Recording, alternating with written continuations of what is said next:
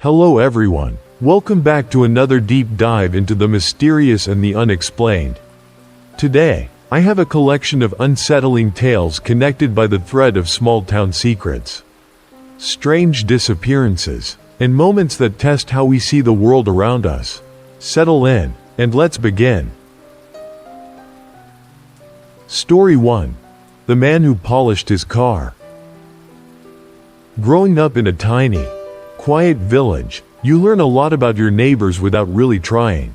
Everyone acts polite, but behind closed doors, secrets can stay hidden. My family lived in an old-fashioned house with a white picket fence on a street bordered by tall trees.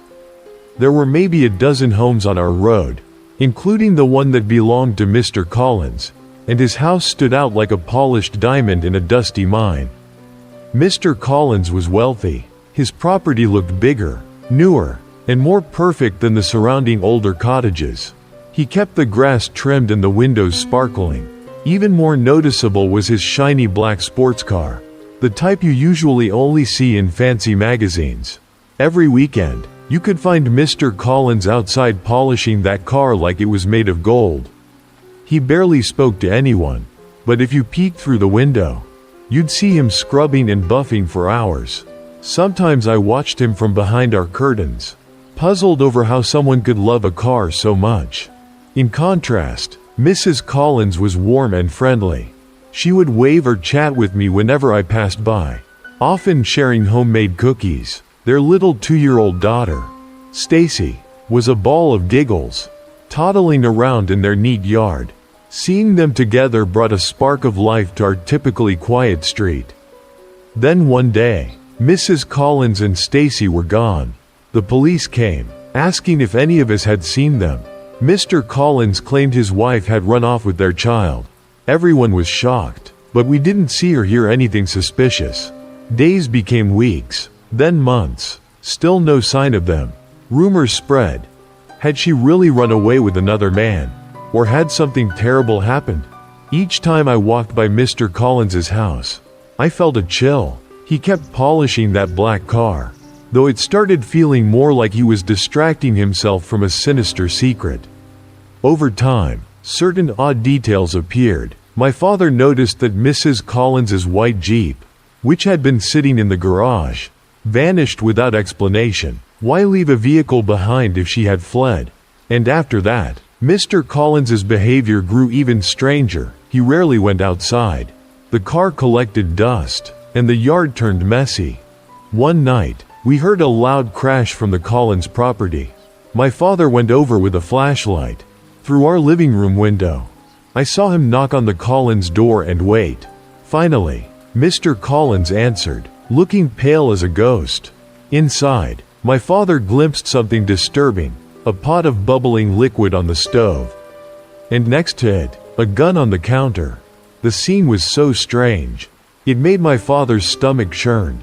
From that point on, Mr. Collins withdrew from society, fueling local gossip that he had done something terrible to his wife and daughter.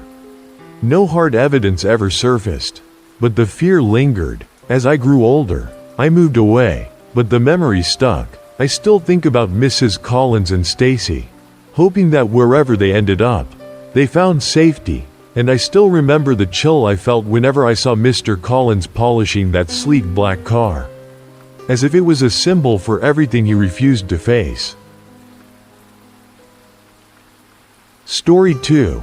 A night delivery gone wrong. A while back, I started delivering food at odd hours.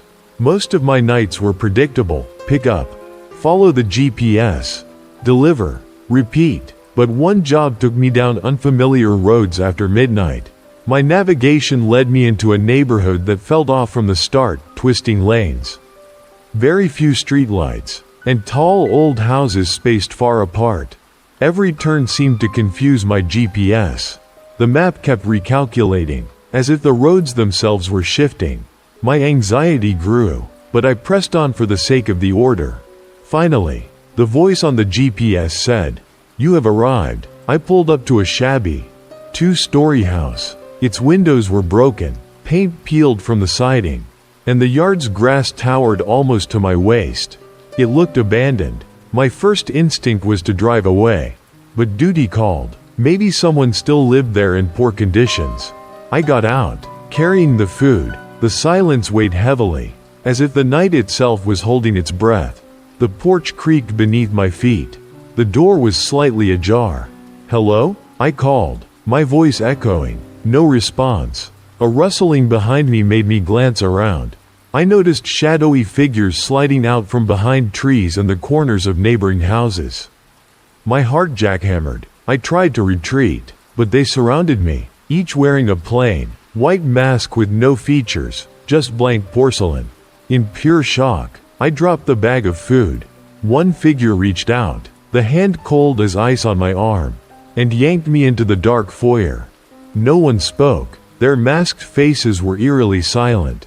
They forced me inside, the door slamming shut. Inside was pitch black. I felt them rummage through my pockets, stealing my wallet, phone, keys, while I stood paralyzed with fear. Then, as fast as it started, they let go. I was left alone in the darkness, the air thick with the stench of dust and decay. Eventually, I found the door handle, stumbled outside to my car, somehow left alone, and sped off. I never looked back. The next morning, the entire ordeal felt surreal. But I knew it was real. My possessions were gone, replaced with the kind of terror that never fully washes away. To this day, if my GPS tries to send me to a remote, twisting neighborhood, I hesitate. I recall the silent ring of masked strangers and that house that seemed to belong to a different reality.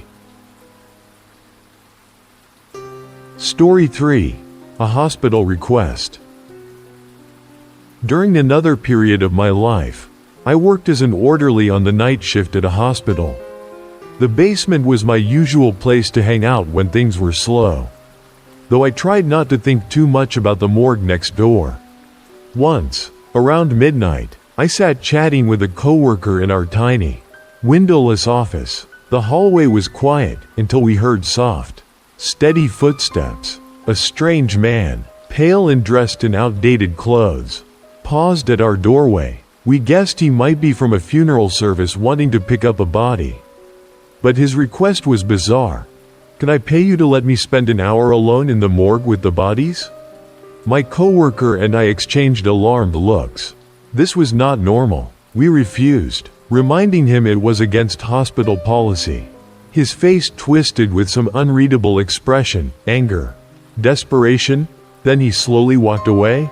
We immediately notified security, who recognized our description. "He's tried this before," they said. "Always slips out before we can catch him." No one knew his motive, but it couldn't have been good.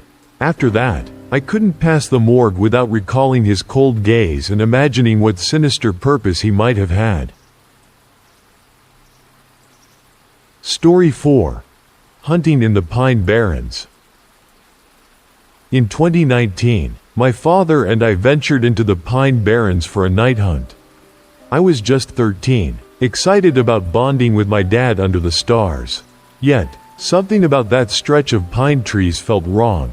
They stood so tall and close, as if they wanted to trap us. The forest was strangely quiet, no birdsong, no rustling leaves. We walked deeper, flashlights piercing the darkness. Hours passed with no sign of any animal. Suddenly, we heard a growl so low and menacing it made my blood run cold. A shape emerged from behind the trunks, a massive wolf-like creature but bigger than any normal wolf. Its eyes glowed eerily. My dad raised his rifle but didn't fire. It circled, letting out a chilling howl that seemed to vibrate the very ground. Panic consumed us, and we ran blindly through the thick forest, branches scratching our arms, the creature's snarls echoing behind. By sheer luck, we found an old path that led us back to our truck. We jumped in and sped away, hearts pounding. That hunt taught me fear in a way I never knew. Even now, glimpsing dense pine forests triggers a jolt of dread, remembering that monstrous shape that might still roam those woods.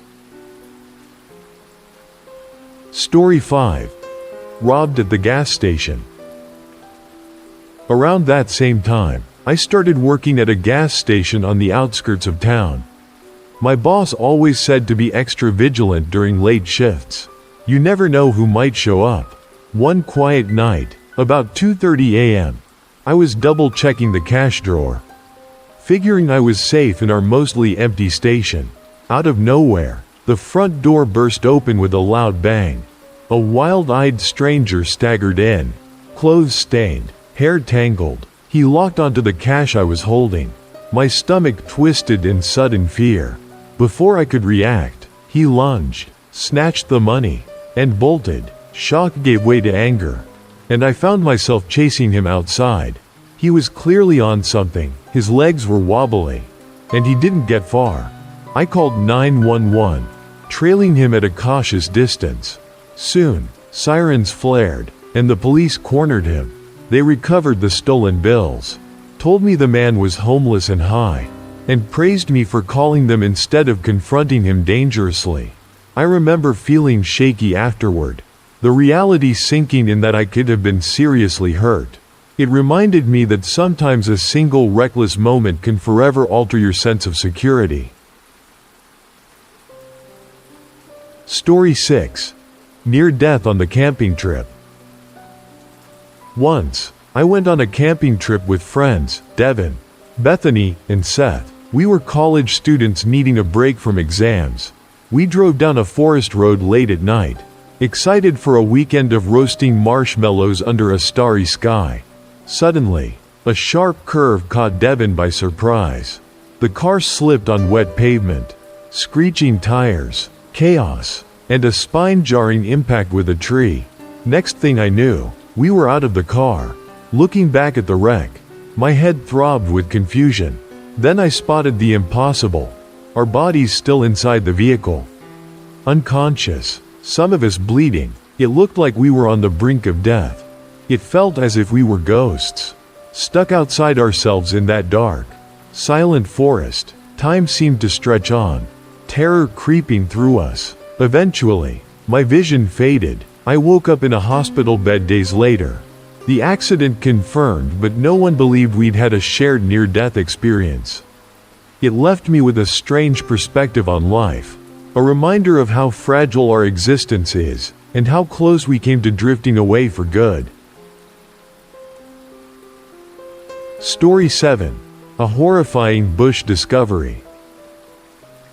Another story from my time as a delivery driver. It was scorching hot, late at night, and I was finishing my last pizza order. The house was pitch black and seemed abandoned. I waited for the customer, but my bladder had reached its limit, so I took an embarrassing risk, stepping behind a large bush for relief. Midway, I heard something shift in the leaves. I jumped back to see a man crouched in the shrub, his face hidden in shadows. He sprang up and ran. Stunned, I noticed he left a small backpack behind. Inside it, duct tape, a serrated knife, and rope. My blood ran cold. This was a kit for something awful. I phoned 911, trembling. Moments later, a terrified woman arrived. She was the customer, explaining she'd fled from her dangerous ex who threatened her. The police came, found no sign of the man, but it was clear I'd interrupted his plan. If I hadn't needed to use that bush, who knows what might have happened. That night taught me how fate can intervene at the strangest times and how close we can come to real horror without expecting it. Story 8. The Abandoned Hill House. When I was younger, my friend Kevin and I decided to explore a rumored haunted house sitting alone on a hill. Its broken windows, cracked walls, and creeping vines gave it a menacing aura. Still, Kevin convinced me to check it out. We entered through the leaning front door, dust swirling in stale air. Every step echoed in eerie silence. As we ventured upstairs, the atmosphere shifted from merely spooky to outright wrong. A foul smell lingered, and the air felt freezing. Then we heard a low growl in a dark hallway. Kevin insisted on investigating. We found a door at the end, and inside the room crouched a shadowy figure with faintly glowing eyes. It hissed words that made no sense but carried a dreadful warning. leave, or never leave again. We bolted, the house seeming to pulse with anger. Floors and walls groaned as we charged back downstairs, adrenaline fueling our escape. Outside, we collapsed on the grass, hearts pounding. We never returned to that place, haunted by the memory of that inhuman presence and its ominous message. All these episodes, from neighbors with secrets, to masked midnight encounters, to supernatural threats, underline how easily an ordinary day can twist into a nightmare. Perhaps we're not meant to understand every shadow that crosses our path, or every hidden corner of an old building, yet these moments stay with us, a whisper of caution in quiet hours. If you enjoyed these stories, smash that like button and subscribe for more uncanny, unsettling tales. Share them with a friend who loves a dose of midnight terror. Let me know in the comments, which story gripped you the most? And if you have your own strange experiences, I'd love to hear them. Until next time, stay safe, watch your surroundings, and remember, even the safest small town or the most familiar job can hide things you'd never expect to see in broad daylight.